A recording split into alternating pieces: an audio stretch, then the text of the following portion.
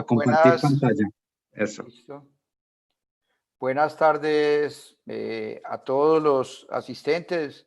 Muchísimas gracias a César por la introducción. Tengo que dar las gracias a la Sociedad Latinoamericana de Ortopedia Infantil en cabeza del doctor Ricardo Trevisan y sus acompañantes que le han colaborado mucho, que son el doctor Ricardo Mosquera de Panamá, el doctor Omar Salazar y Juan Carlos Ocampo, para quien ellos les damos todos los agradecimientos porque por ellos es que son posibles pues todas estas transmisiones. Entonces, como les digo, buenas tardes para todos. Vamos a revisar el tema de osteotomías pélvicas, haciendo un repaso de sus indicaciones y de todo el armamentarium que debemos tener en un momento dado para resolver estos problemas de la cadera. Tengo problemas, no me corre. Listo, ahí sí. Bueno, recordemos que la cadera, para que funcione normal, debe ser un completo equilibrio entre cobertura y movilidad. Si excedemos la cobertura, entonces vamos a tener problemas de pinzamiento y va a disminuir la movilidad. Y por el contrario, cuando tenemos una excesiva movilidad y una poca cobertura, pues vamos a tener problemas de la movilidad. Recordemos que el estrés articular está dado por la carga más el área de carga. Eso quiere decir que en la medida en que aumentemos la fuerza y disminuyamos el área de carga, pues se va a aumentar el estrés por área de superficie. Esto lo demostró el doctor Pauwels desde 1960. Estos son dibujos originales de su libro que tiene pues ya 40 años. Y él demostraba cómo sobre la ceja acetabular se hace una esclerosis de acuerdo a el área de superficie que se presenta. Las osteotomías definitivamente reducen el estrés en la articulación porque se aumenta el área de carga de superficie, ¿sí? Entonces, cuando tenemos un área muy pequeña con mucha carga, se concentra demasiado la carga en ese sitio, mientras que si aumentamos el área de carga, entonces disminuye la presión por área de superficie. Tengo problemas para pasarlas. Dale, en la parte inferior, Carlos, hay unas flechitas hacia el lado y lado. Baja el cursor. Ahí. Listo. ¿Intenta con esas? Perfecto. Listo, pues me tocará con esas. Bueno, listo. Entonces, eso es lo que les estaba hablando. Aquí tenemos el ejemplo de una cadera que tiene un contacto disminuido. Cuando se le hace la osteotomía, se redistribuye la carga y entonces vamos a dejar de tener ese tipo de problemas. ¿Qué beneficios hace la realineación mecánica? Que sabemos que se altera positivamente el metabolismo celular de hueso y cartílago y que hay un retorno al equilibrio dinámico normal entre la formación y la resorción del hueso. Entonces, el objetivo del tratamiento quirúrgico frente a los problemas de displasia de cadera, falta de coberturas, es lograr una cobertura adecuada y balanceada y un movimiento sin tope. Ese es realmente el objetivo que nosotros perseguimos, justificado ¿en qué? En que sabemos que la displasia es una causa muy importante de la artrosis. Sabemos que el 75% de las enfermedades degenerativas de la cadera en el adulto son enfermedades de la infancia y la displasia pues ocupa un porcentaje bastante importante de ese 75%. Sabemos que la corrección quirúrgica es efectiva porque se ha demostrado que a largo plazo pues estas caderas duran muchísimo más y retardan la aparición o la necesidad de un reemplazo articular o probablemente pues nunca se vaya a necesitar. Y esto que es muy importante porque al final vamos a concluir algo es que los resultados son mejores si se realizan tempranamente. Si dejamos pasar el tiempo para que hagamos estas correcciones, probablemente los resultados no van a ser tan duraderos. Y esto, lo que les decía de las consecuencias de la displasia, aquí sabemos que cuando tenemos una cadera subluxada, la artrosis se va a presentar muy temprana. Cuando tenemos ángulos centro-borde menores de 5 grados, volvemos y decimos que la artrosis se va a presentar de manera temprana. Cuando tenemos ángulos centro-borde de 6 a 15 grados, vamos a estar artrósicos antes de los 65 años y ángulos de 16 a 19 grados de centro borde usualmente. Cuando decimos usualmente no es una cifra muy definitiva, pero alrededor del 60% de los pacientes van a terminar con problemas artrósicos. Entonces, las causas de displasia acetabular pueden ser por una mala posición del acetábulo, por una insuficiencia del acetábulo, o sea, acetábulos muy cortos, o por una real incongruencia entre la cabeza y el acetábulo. Entonces, tenemos como alternativas de tratamiento muchísimos procedimientos, pero tenemos que saber reconocer cuál está indicado y por qué. Entonces, tenemos básicamente 3 procedimientos quirúrgicos para resolver la displasia de la cadera. Primero serían las osteotomías redireccionales, que se llaman cirugías reconstructivas. Tenemos un segundo grupo que se llaman las osteotomías periacetabulares incompletas o reformadoras, en inglés reshape, que lo que hacen es cambiarle de cierta manera el contenido al acetábulo.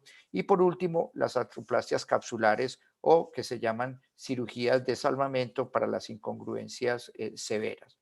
Entonces, hay muchísimas osteotomías redireccionales. Ustedes cogen los libros y inclusive cambian de país a país. Los japoneses tienen, los chinos tienen, los ingleses tienen, pero aquí les menciono, dijéramos, las 3 del armamentarium que más estamos utilizando. Entonces, la primera osteotomía redireccional que conocemos todos y con la cual se entrenan casi todos los médicos ortopedistas y más los ortopedistas infantiles, pues es la osteotomía de Solter, descrita en el año 1961, o sea que ya tiene 40 años dentro de nosotros y es probablemente la osteotomía más utilizada pélvica en los niños. Obviamente que tiene indicaciones muy precisas. Luego tenemos las osteotomías triples con todas sus variedades, pero fue Steele de pronto la persona que más la popularizó, y es una osteotomía que se hace en la rama púbica, en la rama isquiática y en el ilíaco. Y por último, tenemos desde el año 88 la osteotomía periacetabular Bernesa o de Gans, que es poliédrica y en la cual tiene ciertas ventajas sobre las otras. Es una osteotomía que está más cerca del acetábulo por su forma geométrica, probablemente de más estabilidad después de que se ha realizado la osteotomía. Entonces, vamos a hablar de las indicaciones porque esto es lo más importante que debemos tener claro. Las osteotomías redireccionales necesitan como condición que haya una reducción concéntrica y completa. Ustedes han visto de pronto publicaciones donde se tratan de extender las indicaciones de las osteotomías, pero eso está mal. ¿Por qué está mal? Porque es que desde el punto de vista geométrico, sí, para que una esfera, para que una concavidad rote sobre una esfera, pues necesita que sea concéntrica, porque si alguna de las dos tienen una forma diferente, pues no va a ser efectivo el deslizamiento, llamémoslo mecánico, que se produce entre esa esfera y esa concavidad. Entonces, si usted va a redireccionar algo esférico, pues necesita que la concavidad también sea esférica. Eso quiere decir que se necesita una reducción concéntrica y completa. Debe haber una completa congruencia y obviamente, ojalá hayan unos buenos arcos de movimiento, porque estas cirugías en un principio limitan algo los arcos de movimiento. Entonces, tenemos primero la cirugía de Solter, descrita en 1961 por el doctor Robert Solter. Hace un fulcro en la sínfisis del púbico y algo en la parte posterior una vez que se completa el corte. Es para resolver déficit de cobertura lateral y hay que saber que ella es limitada porque ella no cubre índices acetabulares, no baja el índice acetabular más de 10 a 12 grados, o sea que la tenemos como una solución para las displasias que llamamos leves, o sea, las displasias por debajo de los 35 grados de índice acetabular en el esqueleto inmaduro.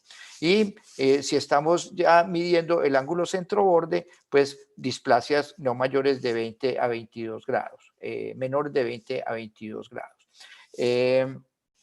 La osteotomía de Solter es una osteotomía que se hace en la escotadura ciática, ¿sí? Y que debe salir más o menos a mitad de camino entre la espina ilíaca superior y la espina ilíaca inferior, ¿sí?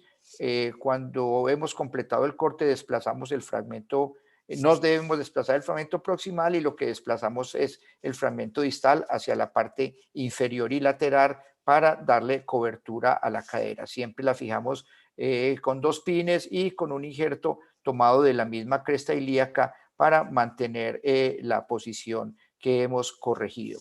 Como les digo, es una cirugía probablemente de las cirugías más socorridas dentro del armamentarium de los ortopedistas infantiles y tiene pues obviamente 40 años de estarse probando en diferentes escenarios. Aquí algunos ejemplos, una paciente con una displasia residual bilateral después de un tratamiento a quien se le hace un par de sólteres y vemos la evolución un año después. Esta es una paciente de 30 meses de edad que se le hace simplemente como tratamiento la osteotomía de Solter y ahí ven la cobertura que ella permite. ¿Qué complicaciones tiene una osteotomía de Solter? Pues infecciones superficiales, se puede perder la posición de la osteotomía por una mala fijación, puede haber reluxación o subluxación, puede haber en el caso de reducción abierta de la cadera una necrosis de la cabeza femoral. Y hay un dato importante que es que cuando asociamos la corrección de la versión acetabular más un Solter, hay que tener cuidado de que no se nos descubra en la parte posterior si exageramos la retroversión, pues la anteversión que vamos a corregir, porque ella descubre algo en la parte posterior, entonces hay que tener cuidado con eso. Luego viene una variante de las osteotomías triples. No voy a hablar de la osteotomía de Still, sino que voy a hablar de la osteotomía triple vernesa, que simplemente es es extrapolar el corte que se hace en los adultos girando 120 grados, sí, pero que en el caso de los niños, para no atravesar el cartílago trirradiado que está en esta zona, se dirige hacia la columna posterior y se hace un corte completo. Entonces, en el ilíaco se hace este corte completo, se hace el corte del pubis y se hace el corte de la rama ilioisquiática. Si vamos a ser un poco justos con la historia, el doctor Calamchi en el Instituto Dupont hace unos 30 años hacía este tipo de corte para darle mayor estabilidad a la cadera.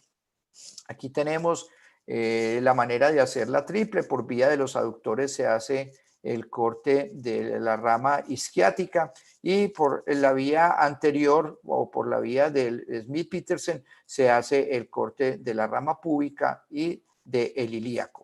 Esta osteotomía, cuando las desplazamos, siempre deja una prominencia en la parte anterior que se puede recortar y utilizar como injerto en la zona que hemos desplazado.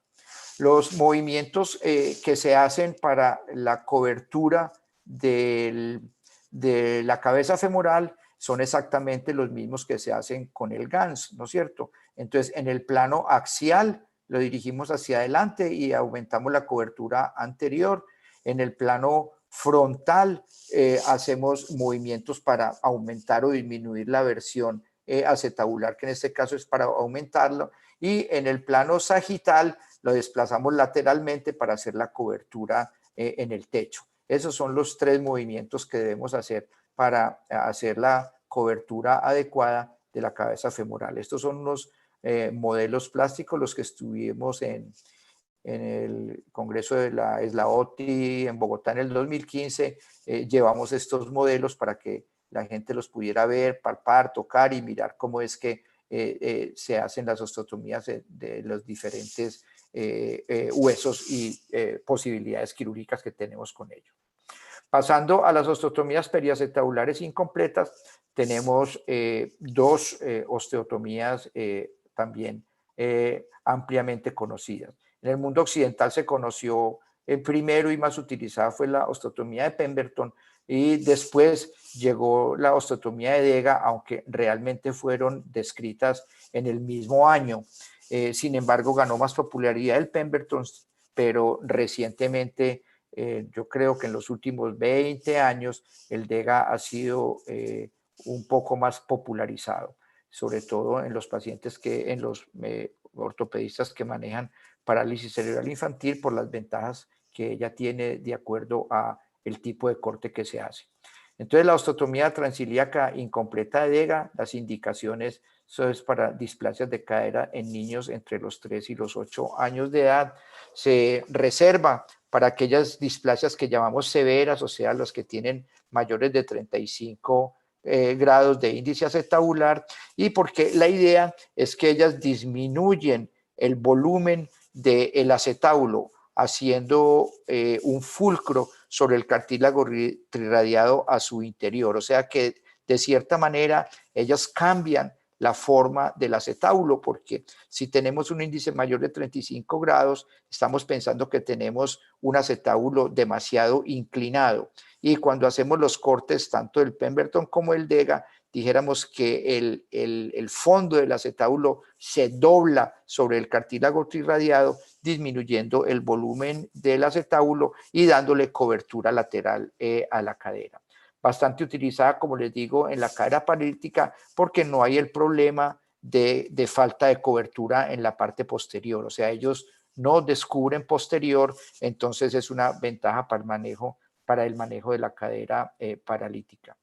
El injerto que se coloca es seguro, que es una de las ventajas que ello tiene. Reorienta y reforma el acetábulo, como les acabo de decir. No hay necesidad de exponer la tabla interna del ilíaco. No hay daño de la apófisis de la cresta porque no la tocamos para nada. La exposición es excelente si se utiliza con cualquiera de los abordajes, sea en bikini o sea un Somerville o un Sutherland o un Watson Jones cuando vamos a hacer una reducción abierta de la cadera.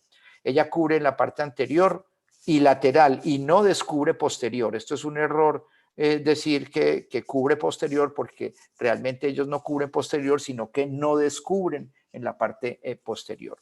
La técnica quirúrgica, cuando se hace combinaciones de osteotomías pélvicas, la recomendada por el doctor Dega y por Gruziak, que fue como su alumno que la popularizó en los Estados Unidos. Entonces ahí tenemos una incisión de Watson Jones, ingresamos a la cadera y cuando tenemos expuesta completamente la parte supraacetabular, el ilíaco, lo llevamos la disección hasta la escotadura ciática y por delante hasta donde se encuentran las dos espinas, hacemos un señalamiento de la osteotomía como la vamos a llevar, porque la vamos a llevar en forma de domo. Ponemos una guía que debe estar pasando exactamente arriba del cartílago trirradiado, orientada de lateral a medial y de cefálico a caudal. Alrededor de esa guía pasamos en los osteótomos y vamos haciendo el corte completo de la tabla externa hacia la tabla interna y vamos apalancando ese corte para permitir que el acetábulo en este sitio nos haga una buena cobertura. Entonces aquí tenemos la guía, tenemos el osteótomo siguiendo esa guía en forma de domo, pero como les digo, de lateral a medial y de cefálico a caudal, vamos abriendo la osteotomía y la vamos abriendo de tal manera que nos quede un espacio grande para colocar el injerto, que ojalá sea un injerto estructural o de buena calidad.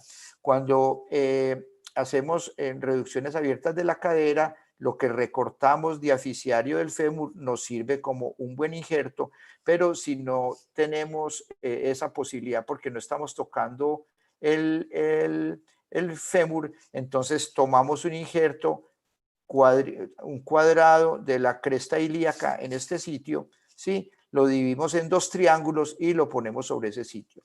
Pero recientemente en nuestra institución estamos haciendo este procedimiento con injerto solicitado a las casas comerciales o al banco de huesos, un injerto tricortical y lo partimos en dos triángulos para colocarlos en este espacio como ustedes lo pueden ver.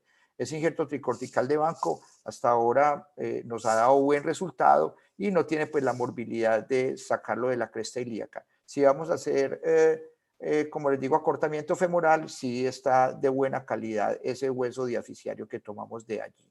Entonces, aquí está la imagen del Dega una vez que ya se ha corregido, queda, dijéramos, el defecto cuando se toma el injerto de la cresta ilíaca, y esta es la manera como queda la cobertura de ese acetábulo visto desde la parte lateral y esto visto desde la parte medial. Aquí tenemos algunos ejemplos. Aquí tenemos, como les digo, el injerto triangular y el corte cubriendo de manera bien adecuada esa cadera. Algunos casos clínicos, esta es una niña de 6 años con una luxación congénita de cadera no tratada, y aquí tenemos 49 meses después del posoperatorio, la cadera en su sitio, el shenton conservado y la cadera cubierta. Una niña de 5 años de edad, luxación congénita de cadera, y aquí a los 46 meses del postoperatorio tenemos de nuevo una cadera reducida, shenton conservado, la cadera está en su sitio y una buena cobertura del acetábulo. Y esta es una paciente de 4 años de edad con un resultado a los 19 meses del postoperatorio. Esta es una paciente de 6 años y medio y esta es una evolución 7 años después, donde ustedes ven que la cadera está bien reducida. Sin embargo, si vamos a ser críticos, aquí persiste algo de displasia, se le hizo un DEGA, pero persiste todavía algo de displasia que probablemente habrá que resolver más tarde. El último grupo entonces ya vimos las osteotomías redireccionales que necesitan reducciones concéntricas, vimos las osteotomías reformadoras que son para grandes displasias pero que logramos tener centralizada la cadera, y el último grupo, bueno, los ejemplos que le estoy dando es los ejemplos de lo que nosotros hacemos, ¿sí? Yo no hago mucho Pemberton, yo no fui entrenado en Pemberton, entonces yo hago osteotomía de DEGA que tienen la misma indicación. Y en las osteotomías redireccionales, cuando no es un Solter, yo hago triple osteotomía, pues siguiendo los lineamientos de proteger el cartílago trirradiado. Desde sí, entonces, nos devolvemos a las artroplastias capsulares y hay que entender que estos son procedimientos de salvamento, no son formadoras ni se está apoyando la cadera en cartílago nativo, sino que en la zona que vamos a crear como una repisa en la cadera va a haber un cambio en el tejido y se va a formar un fibrocartílago que es el que le va a dar soporte a la cadera durante el tiempo que ella esté funcionando. Definitivamente es una cirugía de salvamento, entonces está indicada para pacientes con grandes incongruencias y que además son anesféricos y que tienen caderas dolorosas, aquellos pacientes que tienen cirugías previas fallidas, y definitivamente retarda la progresión a una osteoartrosis, como les voy a mostrar más tarde. Entonces, dentro de las artroplastias capsulares que nosotros más utilizamos, tenemos la reina de ellas que se llama el Chiari, descrito en 1953. Ahora vamos a dedicarle unas palabras a él. Y los famosos techos. Nosotros en nuestra institución no hacemos techo tipo Stageli, sino que hace unos años aprendimos a hacer la técnica de Mizuno, y ese es el techo que preferiblemente utilizamos nosotros. Claro que se pueden hacer otro tipo de tectoplastias, pero esta es la que nosotros utilizamos y ya vamos a revisar la técnica quirúrgica. La osteotomía de Chiari, como les dije, descrita desde 1953, está indicada en pacientes mayores de 8 años. Esto no es para caderas muy inmaduras, para caderas subluxadas dolorosas donde no es posible tener una buena congruencia o donde han sido fallidos otros tratamientos. ¿Qué requiere como condición? Que haya una buena movilidad, que haya espacio articular, obviamente, porque una cadera artrósica eso no le sirve para nada, o que haya una mínima artrosis. Y segundo, pues que tengamos un diámetro del ilíaco de buen tamaño para poder permitir el deslizamiento.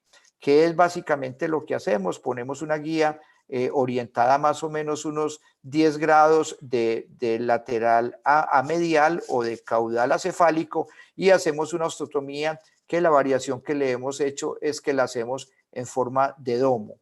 Es una osteotomía completa, atraviesa hasta el otro lado, como pueden ver la cara interna de esto, y se desplaza la parte distal hacia la parte medial, haciendo que el techo cubra, haciendo que esta parte desplazada que está por encima de la cápsula sea la zona que se está aumentando de área de carga para esa cadera. Miren estos resultados. A 26 años, en ciertos estudios, hay un hasta un 60% de supervivencia, y cuando decimos supervivencia es que el paciente no ha necesitado hacerle un reemplazo articular. Les decía ahora que las variaciones que hemos hecho es tratar de hacer la osteotomía en forma de domo para que sea como un cilindro que se desplace hacia la parte medial y entonces nos cubre la cadera de una manera adecuada. Aquí el ejemplo de una paciente de 11 años, múltiples tratamientos, como ustedes pueden ver aquí, una cadera que ya se le ha hecho de todo y no se ha podido tener en su sitio, y se le hace una osteotomía de Chiari en la cual se hace un gran desplazamiento medial, logrando una buena cobertura. Esta es radiografía a los 4 meses del posoperatorio. ¿Cuáles son las complicaciones de un Chiari? La medialización incompleta, apariencias del ciático, limitación de los arcos de movimiento, osificación heterotópica y un problema que se resuelve en el tiempo, y es que el glúteo medio pierde longitud, o sea, pierde eficiencia su brazo de palanca, y estos pacientes pueden tener una cojera que les puede durar hasta 2 años. Si la medialización es muy importante y el Trendelenburg con que el paciente va a quedar es muy importante, porque la pérdida de la longitud del glúteo medio es muy importante, se debe acompañar de una distalización del trocánter para mejorar el brazo de palanca del glúteo medio. Esto era lo que les quería mostrar. Mire, este es un trabajo realmente bien interesante, ¿sí? En el cual el grupo de Berna revisa a 30 años todas las osteotomías. Y miren, yo tengo un profesor que quiero mucho, que odia el Chiari. Sin embargo, si ustedes ven a estas gráficas, estas bolitas rojas son seguimientos que se han hecho con Chiaris. Y mire, la supervivencia de esos Chiaris están por encima de los 60% a los 20 años, ¿sí? Cuando las triples normales, mire que a 20 años ya van empezando a descender, todas empiezan a descender, y arriba se mantienen principalmente los Chiaris. Entonces, llama la atención, vuelvo y repito, que este profesor que quiero mucho y que maneja mucha cadera, odia el Chiari, y aquí hay una evidencia de ellos mismos, de los mismos suizos, a 30 años, donde ustedes ven la supervivencia tan larga que tienen los Chiaris. O sea que es como para que nos cuestionemos a veces, porque claro, es más llamativo hacer las triples, y más llamativo no, es más lógico hacer las triples porque estamos poniendo cartílago con cartílago, pero miren pues la supervivencia de estos Chiaris. A mí personalmente este estudio me sorprende, porque realmente la supervivencia de los Chiaris no es tan malo como mi profesor me ha dicho, que eso es una anticirugía. Sin embargo, mírenla pues ahí lo que ha pasado en el tiempo. La tectoplastia que nosotros hacemos es la tectoplastia de MIS1, la tenemos haciendo en Medellín hace más de unos 20 años, aprendido de mis colegas de El Roosevelt. Fue escrita en 1961 en el Japón, es una tectoplastia, es formación de fibrocartílago, como les decía ahora, porque de aquí para acá no es acetábulo, sino que esto es el injerto que se ha puesto y que simplemente lo que hace es extender el área de contacto de ese fémur. Entonces aumenta el área de superficie, obviamente disminuyendo la carga, disminuyendo el dolor. Está indicada en pacientes que hay subluxación de las caderas, y ojalá a cero en pacientes menores de 30 años. ¿En qué consiste el MIS1? El MIS1 consiste en levantar parte de la tabla externa del ilíaco, haciendo unas múltiples perforaciones y levantando esta parte de la tabla externa a modo de repisa. O sea, aquí la tienen dibujada, luego aquí con un osteótomo se levanta. Ustedes ven aquí que se levanta como a modo de una teja, y en ese sitio, aquí la ven, la levantamos como una teja, y en ese sitio ponemos un injerto, ojalá tricortical.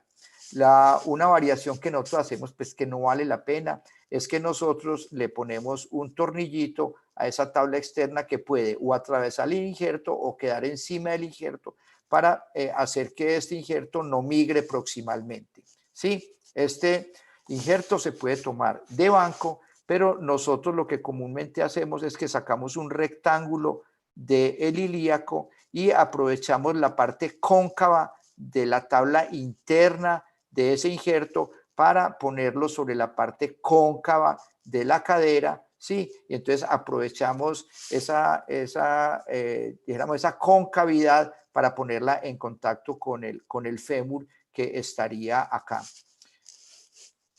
Aquí ven otra presentación de lo que les quiero decir. Es como levantar una repisa, una teja, y en ese sitio interponer el injerto.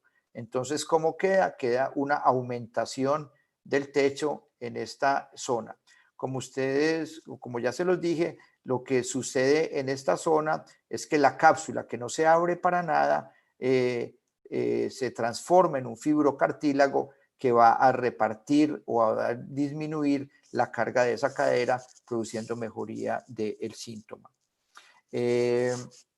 Aquí tenemos unas imágenes del intensificador de imágenes. Aquí ven la tejita que estamos levantando, ¿sí?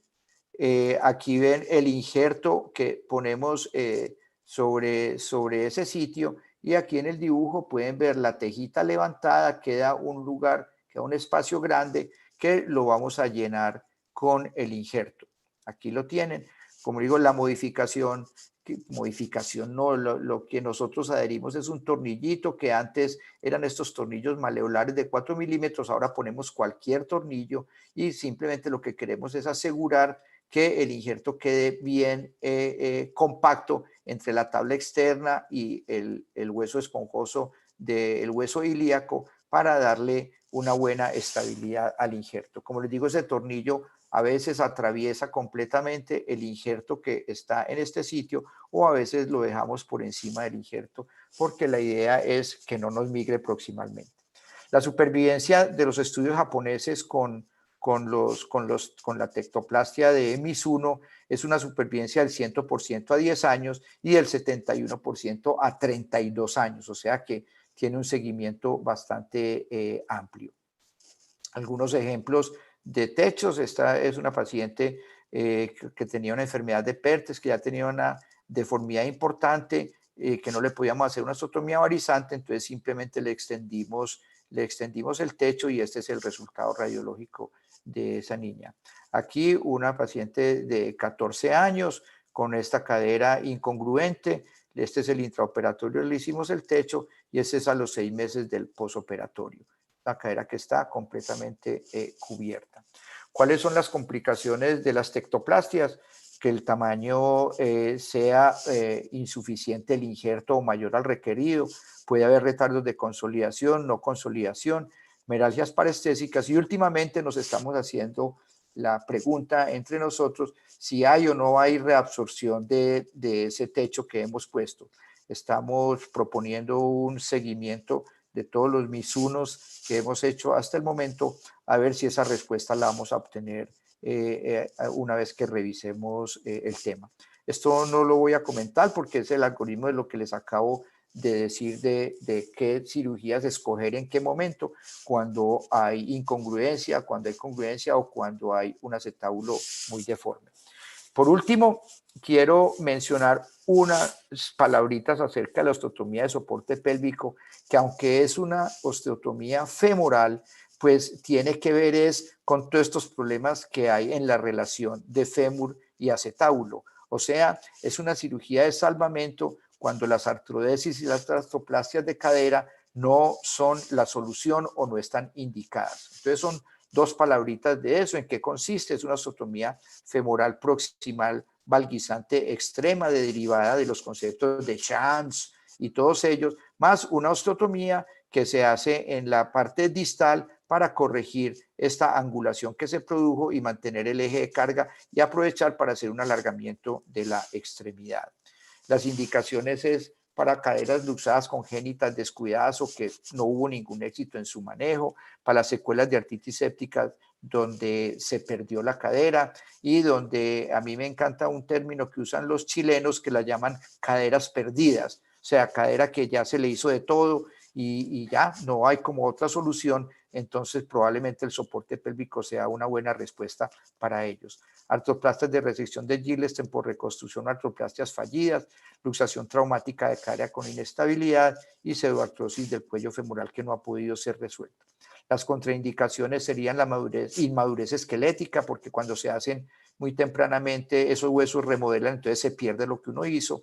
Pacientes de edad avanzada, aunque esta es una cosa cuestionada, porque he visto en mi colega de la ciudad de Medellín, el doctor León Mora, que maneja cirugía reconstructiva, que le mandan todos los protesistas esos pacienticos de edad que les han hecho múltiples cirugías, que se han infectado, que ya no hay posibilidades de nuevas reconstrucciones con prótesis total de cadera, y le he visto los casos donde él quita todo lo que tiene el paciente de material extraño y les hace soporte pélvico, y uno ve funcionando esos pacientes a pesar de su edad de una manera bastante adecuada, ya por lo menos se paran y caminan sin dolor.